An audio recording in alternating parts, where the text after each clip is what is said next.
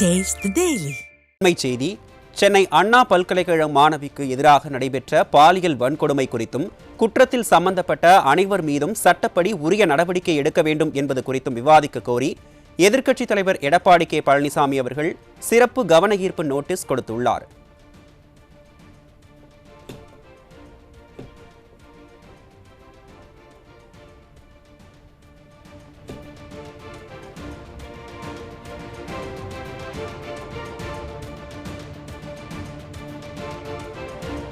சென்னை அண்ணா பல்கலைக்கழக மாணவிக்கு எதிராக நடைபெற்ற பாலியல் வன்கொடுமை குறித்தும் குற்றத்தில் சம்பந்தப்பட்ட அனைவர் மீதும் சட்டப்படி உரிய நடவடிக்கை எடுக்க வேண்டும் என்பது குறித்தும் விவாதிக்க கோரி எதிர்க்கட்சித் தலைவர் எடப்பாடி கே பழனிசாமி அவர்கள் சிறப்பு கவன ஈர்ப்பு நோட்டீஸ் கொடுத்துள்ளார்.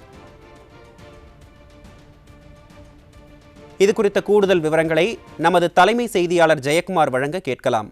வணக்கம் ஜெயக்குமார், விவரங்கள். வணக்கம் அருண்.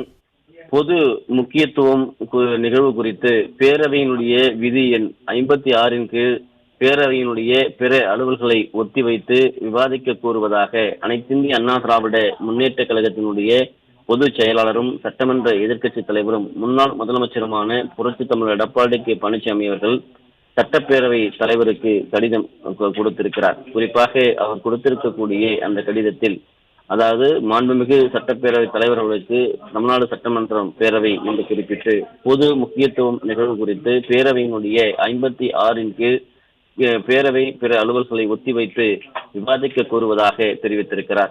மாண்புமிகு பேரவைத் தலைவர் அவர்களே, அண்ணா பல்கலைக்கழக மாணவிக்கு எதிராக நடைபெற்ற பாலியல் வன்கொடுமை குறித்து தொடர்ந்து நியாயமான விசாரணை நடைபெற வேண்டும் என்பதை வலியுறுத்தியும் இக்குற்ற சம்பவத்தில் சம்பந்தப்பட்டவர்கள் அனைவர் மீதும் சட்டப்படி உரிய நடவடிக்கை எடுக்க வேண்டும் என்பது குறித்து பேரவை விதி 56 கீழ் பேரவையினுடைய பிற அலுவல்களை ஒத்திவைத்து இன்றே விவாதிக்க கோருகிறேன் என்று அனைத்திந்திய அண்ணா திராவிட முன்னேற்ற கழகத்துடைய பொதுச் செயலாளர் புரட்சித் தமிழர் எடப்பாடி கே பழனிசாமி அவர்கள் அந்த கடிதத்தில் வலியுறுத்தியிருக்கிறார்.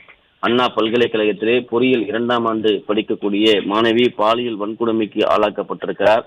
இந்த சம்பவம் தொடர்பாக திமுக நிர்வாகி ஞானசேகரன் என்பவர் மட்டும் கைது செய்யப்பட்டிருக்கிறார்.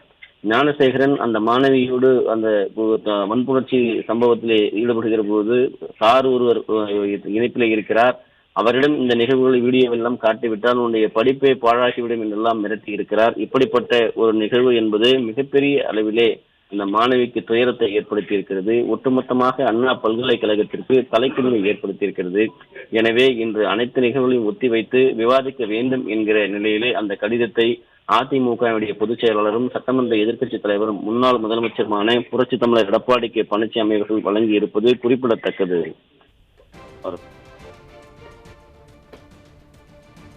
விவரங்களை வழங்கியமைக்கு நன்றி ஜெயக்குமார்.